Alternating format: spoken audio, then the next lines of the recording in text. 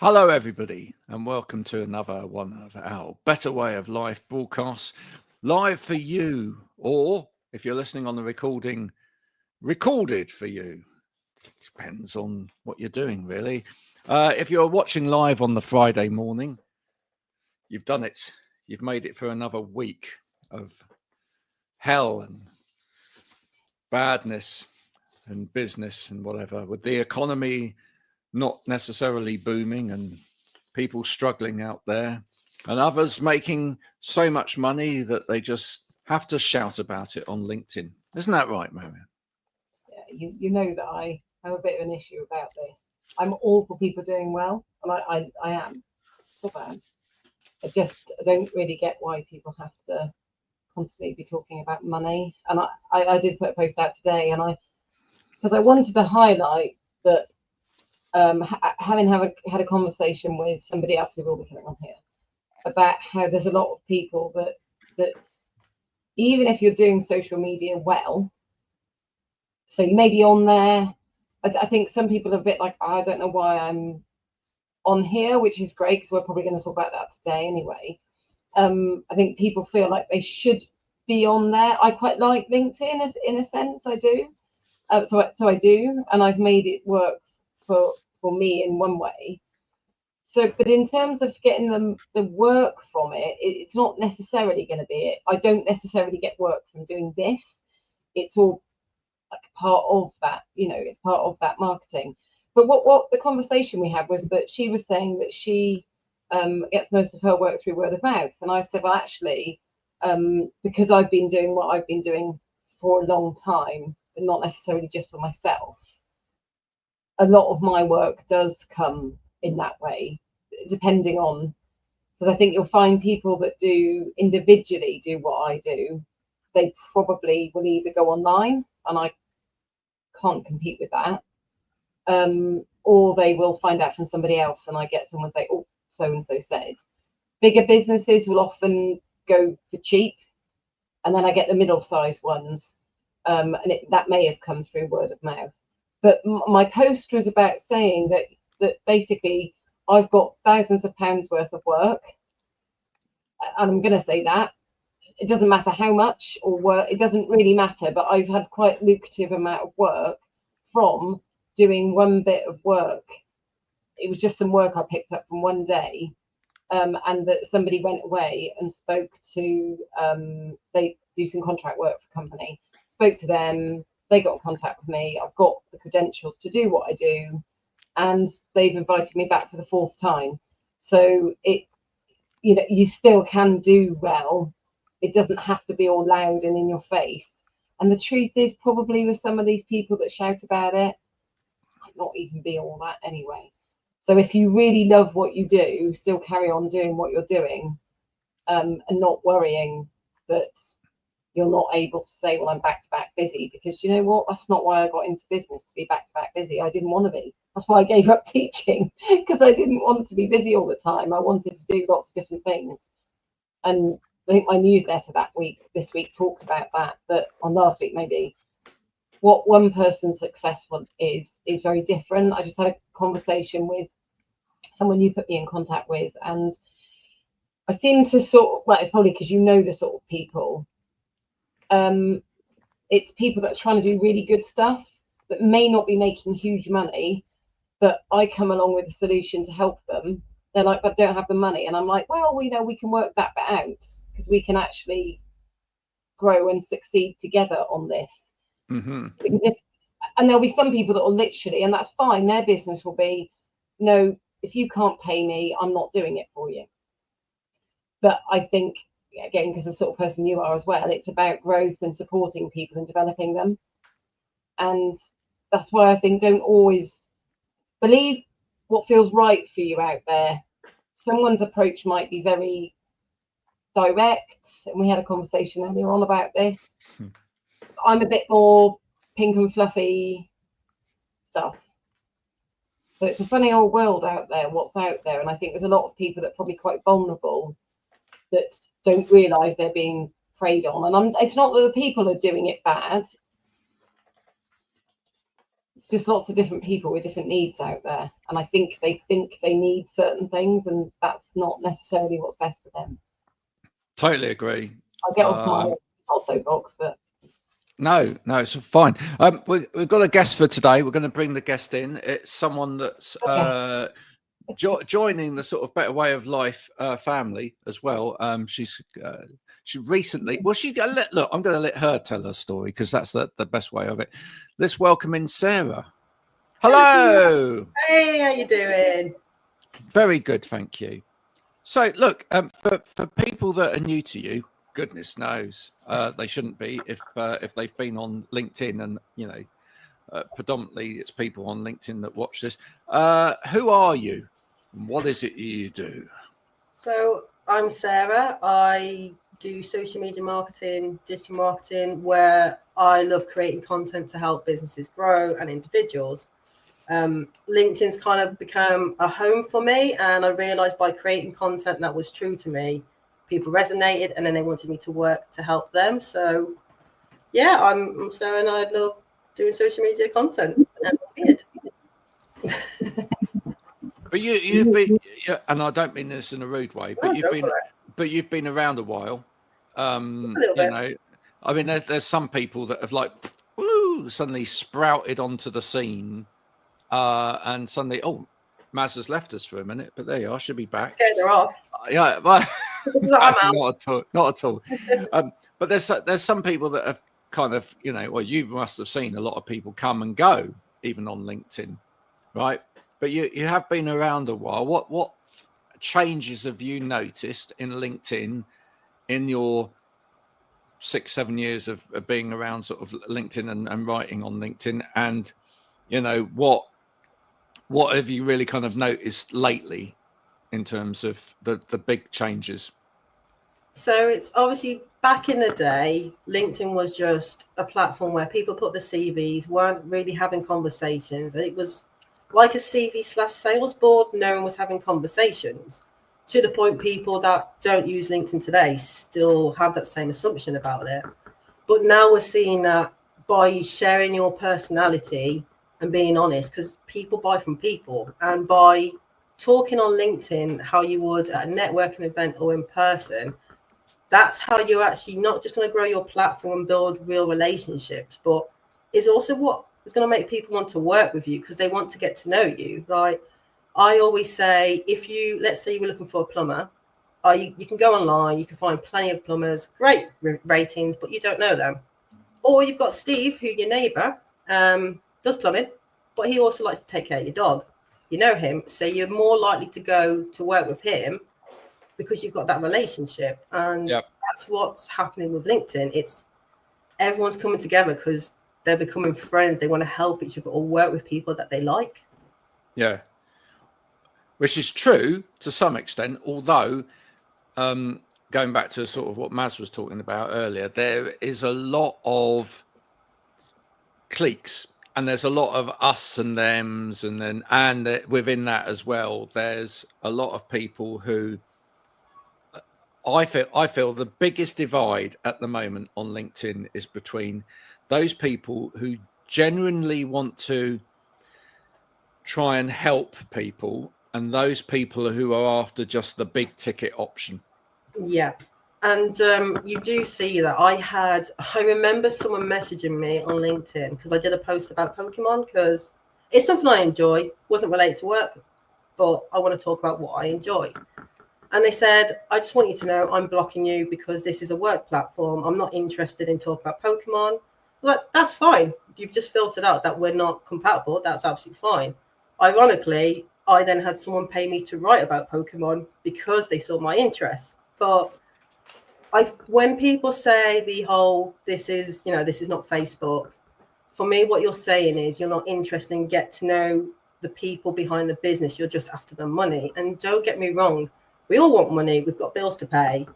But there's a difference from just working with someone because they're a number that brings in the money to working with someone that you like and want to support and want to see them grow.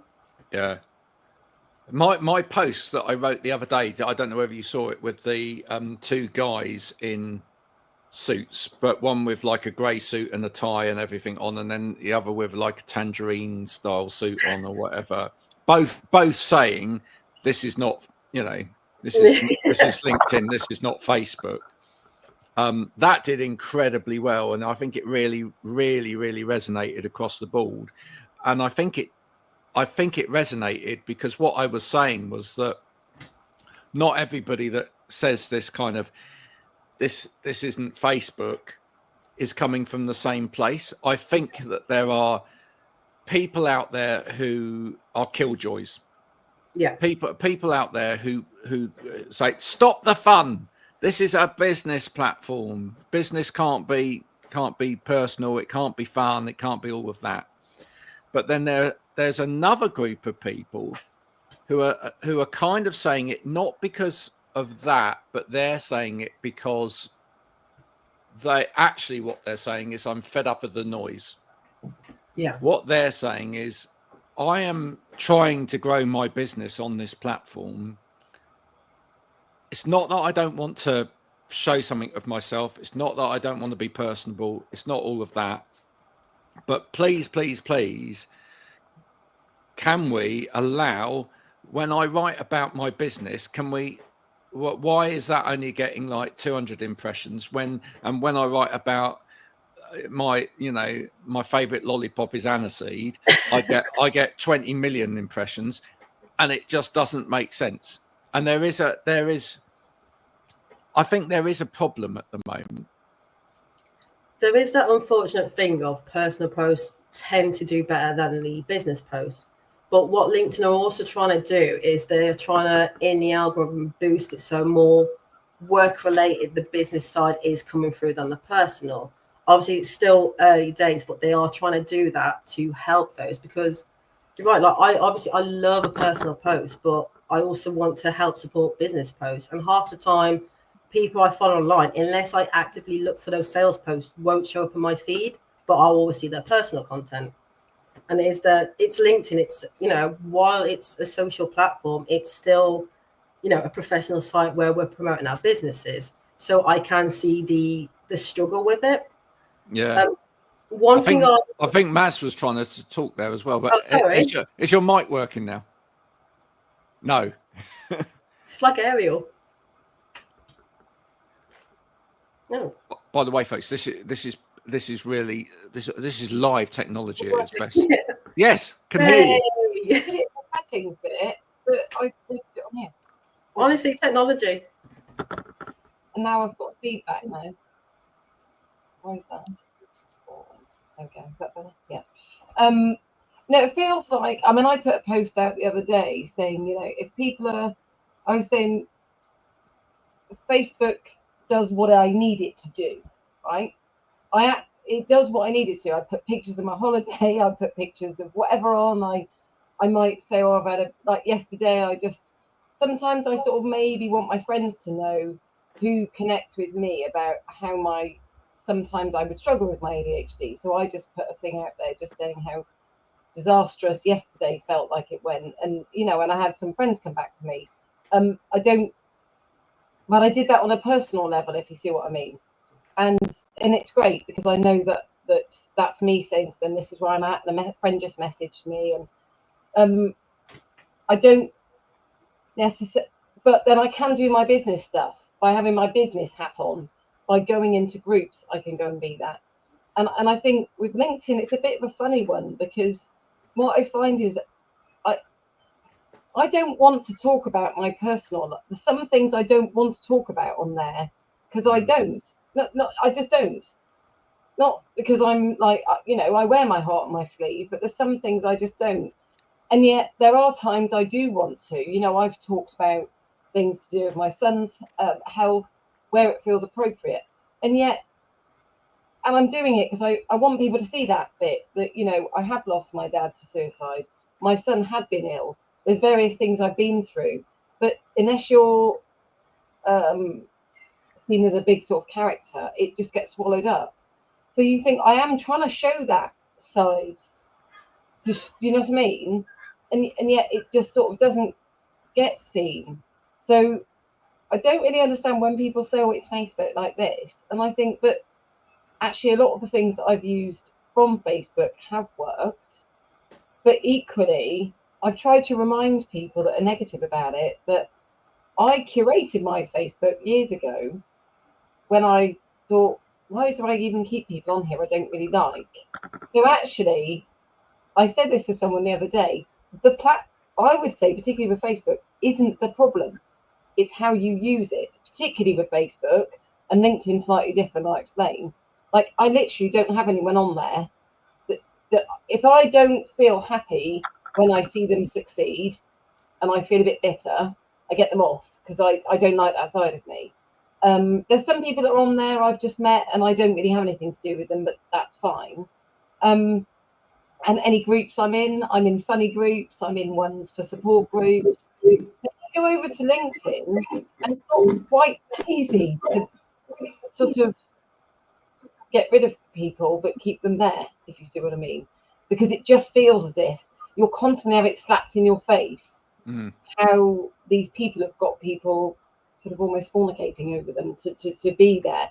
And then, like I said, I rock up with a question and then I'm sort of seen as this awful person, and I'm like, I just asked a question just because I wasn't all over you, that just because I asked someone a question doesn't mean to say I disagree with them. I'm just asking a question, and it feels like there does seem to be this influencer type thing, and that if you dare to ask, and you saw earlier on, Graham, it happened to me, I just kind of put it out there, and then it was met with defensiveness. To me, it's really funny that happens on what is meant to be a professional platform, right? It's really funny that happens because, right, for a start, LinkedIn is the only social platform that doesn't have influencers per se, right? And when I say it doesn't have influencers, yes, there are people on there who are influential on the platform, but it doesn't have paid for influencers. Every other platform that's out there, right, you can make money by being a creator. You can make money by being an influencer, right? You can make money through your content. You can't do that on LinkedIn, right?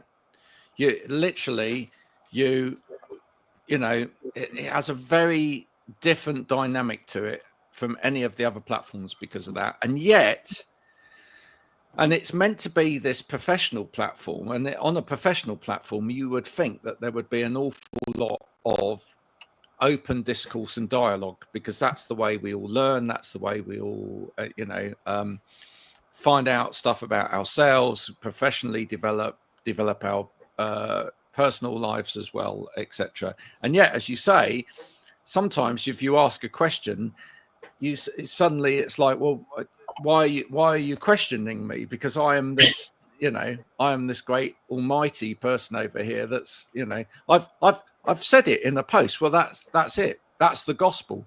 That's weird. Isn't it interesting that I wrote a post? So given the fact that I offer qualifications, I'm not a snob, despite the fact that you said that. But I do offer qualifications, and I try and explain to people that having a qualification is it's a mark of a standard, really. And so I was asking a genuine question out there. How do you validate when someone puts something out there and they're selling a service, essentially, because that's what they are doing? All the other stuff that comes with it is, like you say, it's you getting to know them or whatever. So if you then want to go and buy that person's service, I was genuinely asking, what checks do you do? What questions do you ask? How can you be sure? Is it that you are just going to follow the crowd? Because there are times I say to people, why did you? Well, everybody else said they were good. And I'm like, well, so if everybody else said jump off a cliff, would you? And I'm asking a genuine question here. And of course, then I get, oh, don't say ridiculous. And I'm like, well, I'm not. Because as I pointed out, that with what I offer, part of what I offer, I have to go through a lot of checks. So it's not just about me having the qualifications to do what I do. And it's not just about having the reviews. I also have to go through a lot, and Graham, there's a lot of things I have to do to get the stamp that says, yes, she is what she says she is, what she's offering meets the standard. And really it got no interest, whether that was because I was asking something that people aren't interested in, or and I think maybe if you did ask that question, it pricks a bit of like, oh, in people, that did I ask the right questions? Or some people say, well, of course. Yeah, I get that you might take somebody's what's the word of mouth. So I got work, like I said on the post, because somebody else used me, but they just accepted me because it was a given, because of all the other stuff that I do, all the boxes that I tick. So I do wonder out there how many people are, if you got down to it, what's their mark of success? If it is just because they've got loads of business in, or they run a network that's successful, what does that success mean? Because Graham, you know, I wanted to be part of a network that I thought, okay, it might work for me. I asked a couple of crucial questions, which was going to be a deal breaker. I need it to work for me. If you want that money from me every month, it's got to work for me. And they couldn't answer it. And I'm like, look, yes, that's fine. I don't mind paying you every month, and I don't mind helping pay your mortgage. But if it's going to come from my bank account into yours, it needs to work for both of us. Not otherwise, I'm just going to see you as somebody that just wants to take my money. And in all honesty, I think in quite a lot of cases out there, that's what, I might be wrong. Sorry, can I just say, I don't even think that's a good question that you were asking, because anyone can say they've got these qualifications or this degree. It's not hard to put that online and people just accept that, but you've got to ask those questions and prove, because you could actually go horribly wrong if they don't have those credentials. So I actually think what you're asking is a perfectly reasonable question, and I think anyone would have no problem answering it if they have got that. Like, you're going to share it, like, yeah, here you go. I say to people, here is my company name, I'm registered with Highfield. Please feel free to pick up the phone or email them and say, is she registered with you? Because I know I was potentially going to do some work with somebody, and I just did go and pick up the phone to the company they were supposed to be registered with, and I wasn't actually doing my due diligence at this point, but it turned out they weren't. Ooh. The truth was going to come out anyway, and they should have known that I would have known because of all the things I had to do. But I think that a lot of people just take hearsay. It's like if you were going to an electrician, you wouldn't just take him by the word. You would look at their credentials, because you need an expert, because that can go horribly wrong very quickly. So why don't we do the same if we're parting with our money to help our business? Why aren't we doing the same there? Well, it's to do with the amounts of money as well, right? Yeah. I mean, the thing is that, you know, some of these coaches, etc., on platforms like LinkedIn are you know, they're charging £300-400 just for a consultation call. Then, you know, when you do start working with them, it's like 1,500 quid a time. It's you're not talking It's about not small amounts. You've got coaches, training coaches, charging tens of thousands of pounds, and I'm saying, but how do you know? Like, I'm not being difficult here.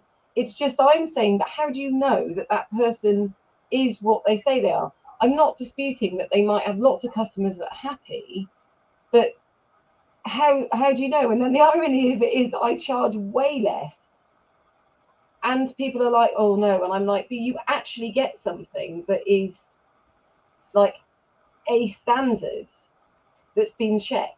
Yes, there may be some problems with that, but surely something is better than nothing. As you said, if you're gonna hire an electrician, or I've been going to the dental hospital, so I go there, and you know, I know it's going to cost me a lot of money, but I know that they're qualified. Yeah. Well, I go there actually because not only have I got people that are learning, they've got somebody that's like much more qualified. But surely you would, like people say, well, having qualifications isn't everything. And I said, but surely having all of it is everything. have the qualification, have the experience, and that's all of that together is the perfect storm, isn't it? Well, it should be. I mean, you know, the ideal situation is that, look, all of those different things come together, that they are personable, they do, you know, they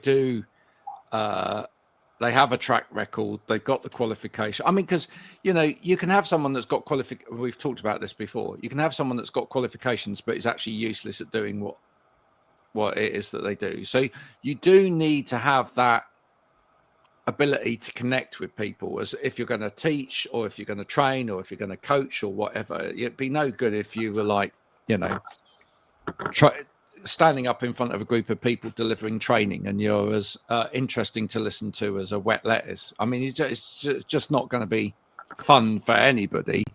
You're not actually going to meet your objectives because everybody will be fast asleep, etc. But in a similar way, just having a personality isn't the be all and end all of it, you know. Well, I think Sarah hit the nail on the head when she said about the electrician Steve that likes dogs or whatever. That to me is where LinkedIn comes into play, because if you get that's where I think when you do have your posts, or like I do this, people can see that not only am I this, but I'm that as well. So you get to see that personality. If, you know, I know that with me, we talked about swearing just before we came on air, and I do love to swear, but I don't swear in my marketing, like blatantly. It's just not, I'm not criticizing other people that do it if that's what they want to do. But I also know that because of the range of customers I might have, I know that if I'm working with a local authority, it's likely that if I was swearing my head off in my marketing, they won't want to choose me. What I do when I get in there, if it feels right, but that perfectly hit the nail on the head, that I think it's that perfect chance then to be able to say, this is me. And I know, Graham, you work with a lot of people who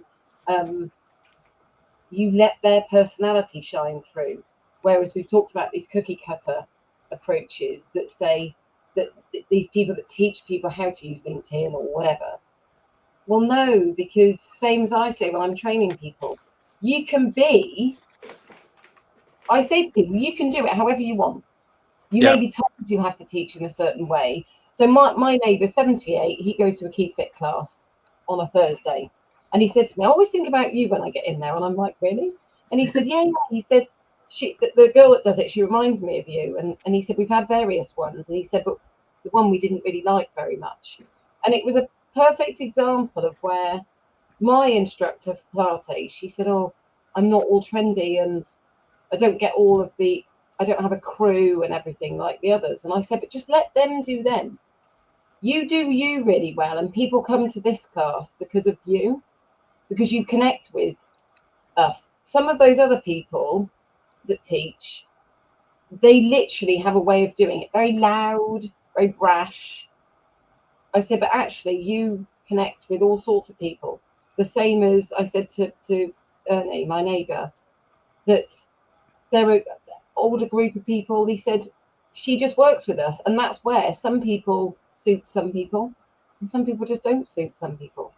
And that's where I think LinkedIn's great, because you can show your personality. Well, this brings me on to something that we're in the middle of sort of putting out there and developing, which is the agency of independence.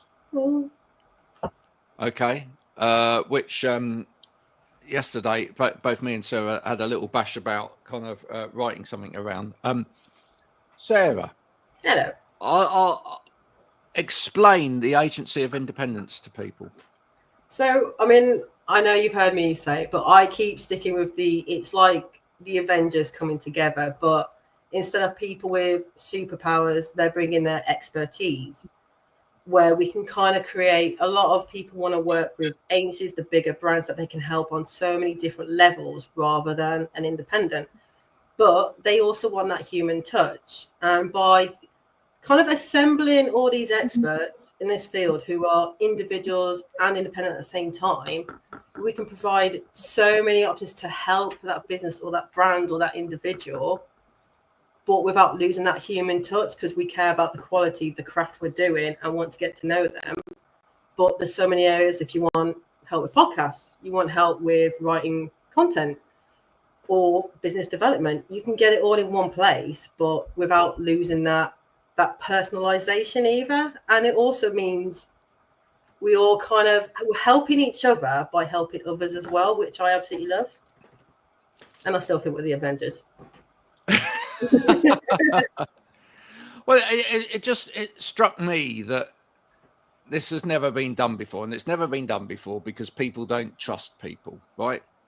But this is 2025, and I said right from the beginning that the best way for any business to succeed in 2025 is collaboration, right?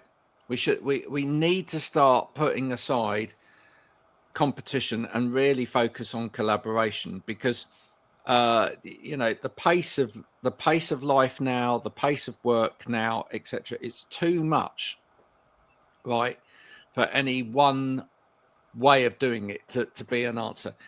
If you look at businesses, right, one of the biggest problems in terms of supporting people within businesses, I talk a lot about this on sort of culture change kind of podcasts, etc., is that everything's always been done in silos. We've got these people coming into support and these people coming into support and then these people coming into support.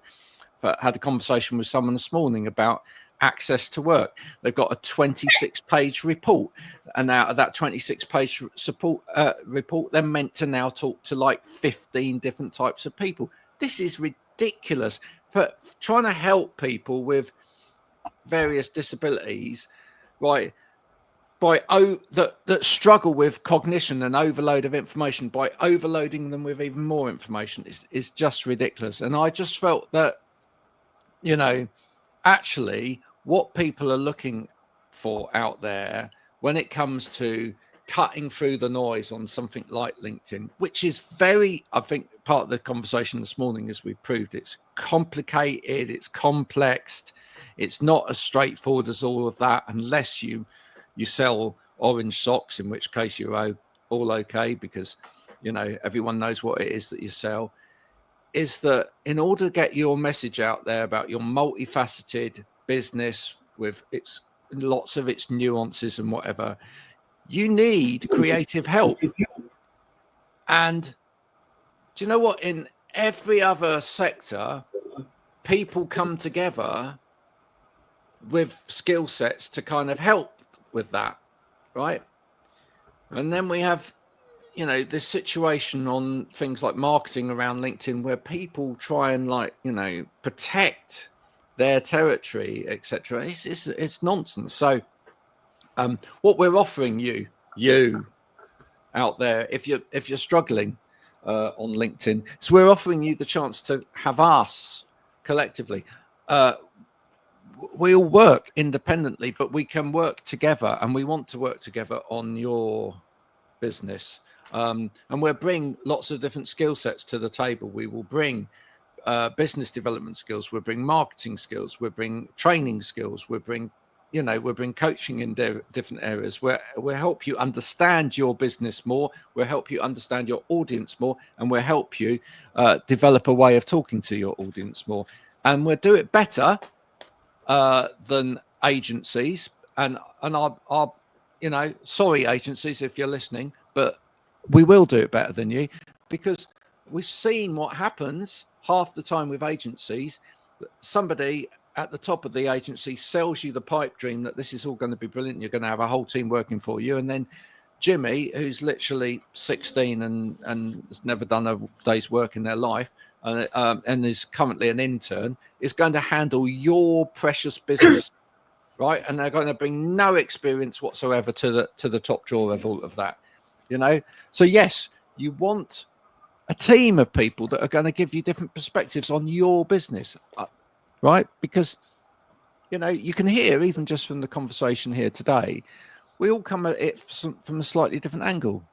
We don't, if you're looking at your business through one lens and one lens only at the moment, which is your lens, it's not gonna work. But I think a lot of smaller businesses, as in one person teams, and I'm going to say a lot of the time it's females who might be trying to, not always, so please don't jump on me for that. If you're trying to juggle childcare, you're not also probably going to be working every hour of every day, because that's not what your actual aim was anyway. It can be really difficult to, like, I don't do all the networking. Do I want to or not? I don't really know if I want to, actually. Graham, when I met you, I probably knew that I needed stuff. And I think particularly if you're neurodivergent, you're either going to be like, I want all the stuff and I'm going to go to all the things, or you're going to be like me and be like, I don't know. Like, and how can you also know what's out there if you don't know it's out there? So even with me, with access to work, I got given X amount of money, and then I sat on it, and I sat on it, and I sat on it. So I was like, which bit do I fix? I don't know. Like, I don't know which bit to sort first. Yeah. And that's why when I was able to say to Graham, I said, look, I've got this much money. Can you just like start fixing stuff for me? Because I don't actually know. I don't, and I did sit with a business coach that said that they sort of knew of me and said that, I'll do the first session for free and I'll work with you for a bit. And one of the first things they did in the conversation was laugh at my website. And I just said, if you're going to do that, I'm going to put the phone down on you, because I really don't need someone laughing at me. I really don't need someone laughing at me. I said, I haven't sorted it because I haven't sorted this bit and I don't know where to go with it all. And yes, I am going to cry right now. I said, because I'm trying my best and you're not really helping matters. Because to me, it just felt like that was a coach that was trying to show off and tell me what to do, when actually what they didn't do was tell me a bit about you. And that's why Graham got to know me. And really, before you do anything else, you've got to know the person. Graham knows what challenges I have. He knows all of the other stuff that actually, I talked to him about this morning, that I feel some of what's missing out there with these very hard coaches is that, fine if that's their way. I just tried to say to somebody today that, yes, it's that, if you're going to work with me, it's almost like it's a privilege. If you're going to work with me, it's a privilege because I've got really high standards. And I'm like, that's great. But actually, I just said it's really great that there's other people that will do the work before, so that so that you get to that place. And that's where I feel that having a team works, particularly when you know that you work in a similar sort of way. I do all the pink fluffy stuff, and I can be hard with people, but I will work out with them at what point I can. But also realizing that when people are stuck, it isn't, well, more often than not, it isn't because they can't be bothered. There's all manner of things, and if you're not careful dealing with that person, you can do a huge amount of damage. It's the same as somebody, I don't know, paying to be in like a diet thing or whatever. They may do all of the things because they feel scared, because every week I've lost X amount of weight. And that only works so long as they're on that program. Because if you haven't actually looked at what's underneath it all that's causing all the problems, that's all fake, really. That's just only working. That's only working for that period of time. Can I just say, I honestly believe that's actually how a lot of this coaching works. Absolutely. I absolutely believe that's actually how a lot of this coaching works, because what I see is that a lot of people that go through this high ticket coaching, right, when they come out the other side of it, what they've learned to and actually, if you are a high ticket coach and you want to come back on me at this, and we'll have a conversation about it. Because if I'm completely wrong here, They probably won't. But you probably won't, because I'm probably right. But what they tend to learn is that they and this is why they say it's people that have got the right mindset will be able to go on for this. If you can switch your mindset from I'm losing to, and I've got, yes, I'm worth this money, and I'm gonna ask for this money, and I'm gonna get it. But part of the coaching is, right now, you in your puffed up state, you now need to go out there and you need to hit people hard with, I am worth it. I'm worth it. Give me money, give me money, give me money, give me money.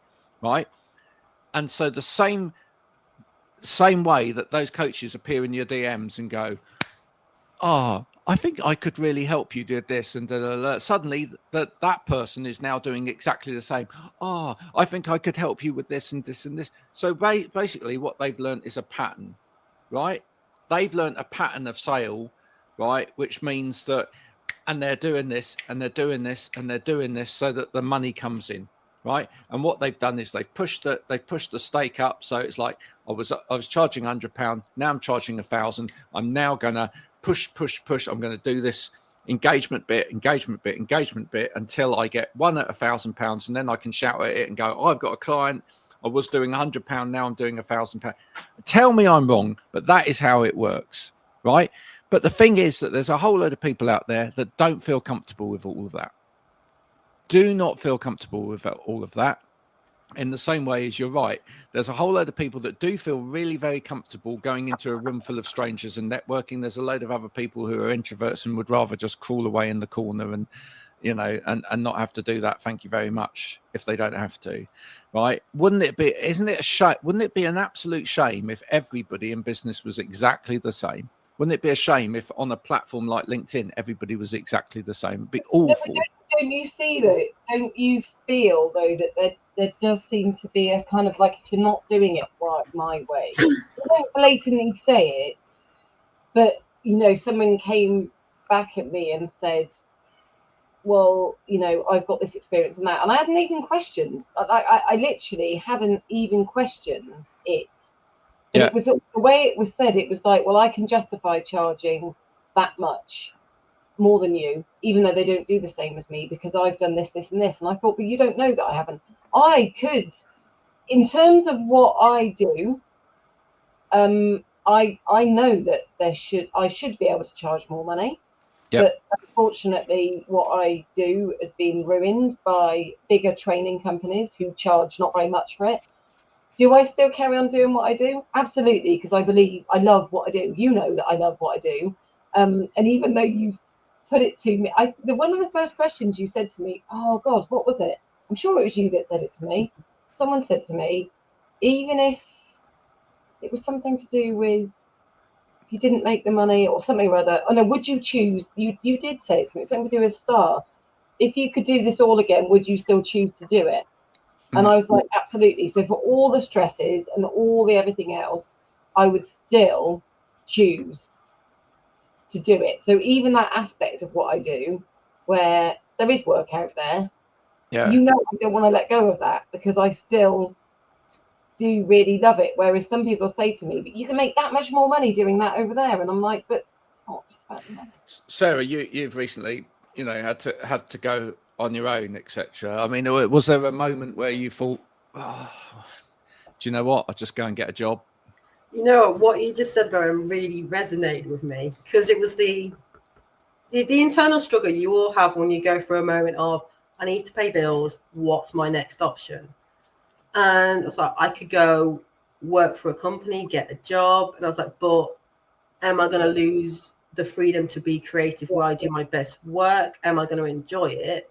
Or do I go it alone? I was like, well, actually, I love what I do. And I know I can help people and do a good job here. And I didn't want to let that go because I've got that passion there where if I work for a company that I don't like, well, I've worked in environments that are toxic and you can't do your best. And it takes away your love of it. And then you're not going to do a good job. So as you said, money's great. We all want money, but we only, you know, life's short. You want to do something you enjoy doing because we spend most of our time working. So passion's such a big thing. And that's what I love, that you're passionate about what you do, because that's so important to have.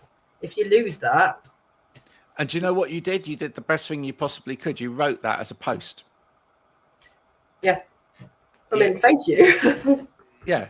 Yeah, but that's right, isn't it? I mean, that's It was That's- very There are fresh. people, there's people that need to hear that though, because I think there's these sort of two camps, if you want to call it that, and there definitely are people that don't want to buy into all that. And for me, I absolutely want to see people succeed. You know what? We're getting somebody back on the podcast who works in the beauty industry. She was a fairly young mum. She struggled at college. She told us the whole of her story, and I've carried on following her. She's more on Facebook, and I've carried on following her. And she put out there that she got some dresses to wear to an award ceremony and all these things. And I said, "Do you want to come back on?" And she's like, "Oh yeah, I'd really love to." And do you know what? I absolutely want to see. I want to see her succeed. And I said, we could work together on some stuff. Because it isn't just about the money. I love the fact that if I could give her business, that's going to help her pay her bills and for her kids, go on holiday. But there's too many people that I just sit there and I think, it's about fair pricing, isn't it? That I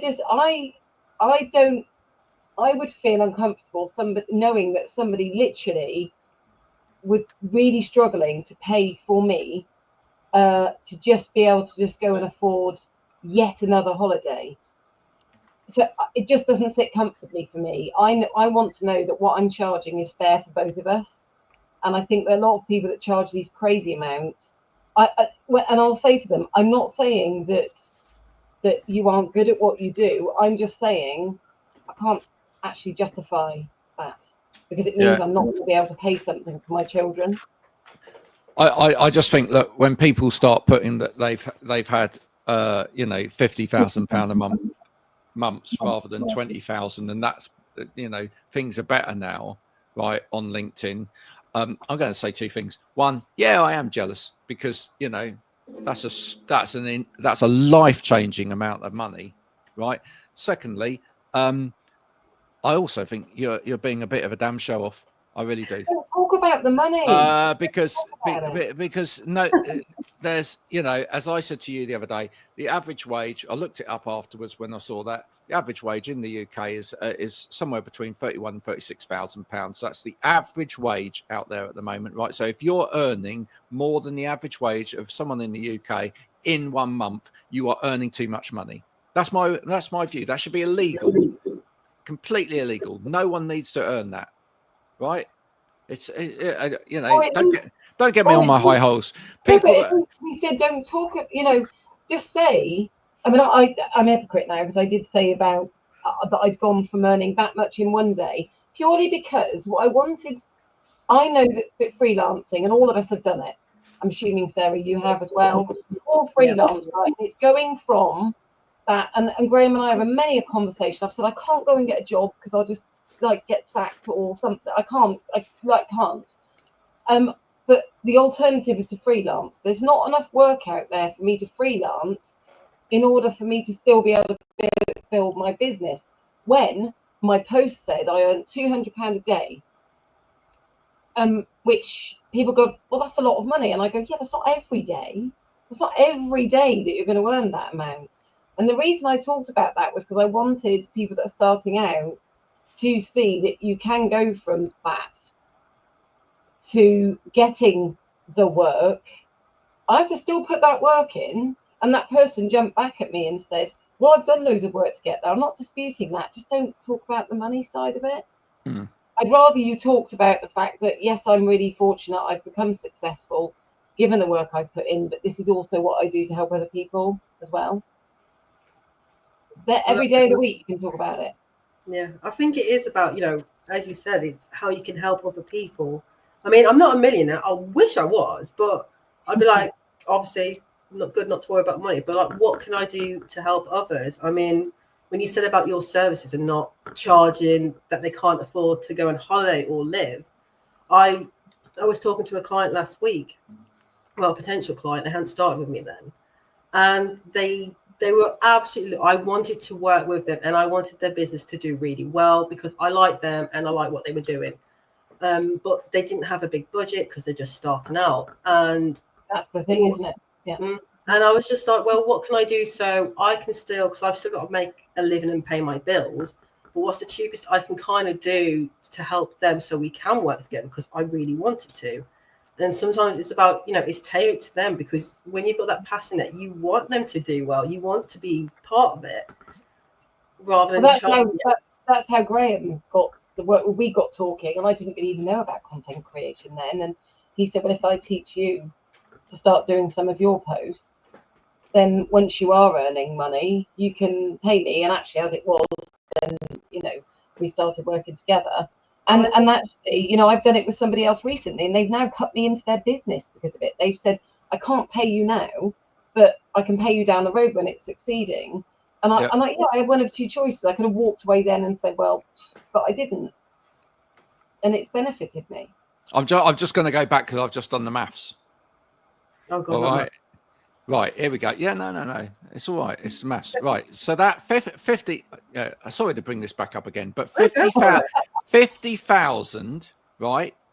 What I felt was, because obviously that might not be profit, right? There's going to be cost make that involved clear in that they've invested lots of money. Okay. Yeah. But I'm going to go, right. So 50,000, if that's at a 50% profit margin, right? So that means that they've got quite high costs.